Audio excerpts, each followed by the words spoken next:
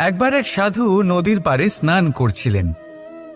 উনি দেখলেন যে জলের প্রবাহে একটা বিছে ভেসে যাচ্ছে। তার প্রাণ বাঁচানোর জন্য উনি তাকে তুলে নদীর পাড়ে রাখার চেষ্টা করলেন, কিন্তু যেই সেই বিছেকে উনি হাতে তুললেন, সেই বিছে ওনাকে কামড়ে দিল। সাধু আবার চেষ্টা করলেন, সেই বিছেকে হাতে নেওয়াতে সে আবার তাকে কামড়ে দিল। আরও একবার চেষ্টা করাতে ওনার শিষ্য ওনাকে জিজ্ঞেস করল, এ আপনি কি করছেন গুরুদেব? এসব কি হচ্ছে? আপনি তারই প্রাণ বাঁচানোর চেষ্টা করছেন যে আপনাকে কামড়ে দিচ্ছে। গুরুদেব উত্তর দিলেন যে ও বিছে হয়েই নিজের কর্ম করছে, নিজের প্রবৃত্তি, নিজের ব্যবহার বদলাচ্ছে না। তাহলে আমি সাধু হয়ে তা কেন বদলাবো?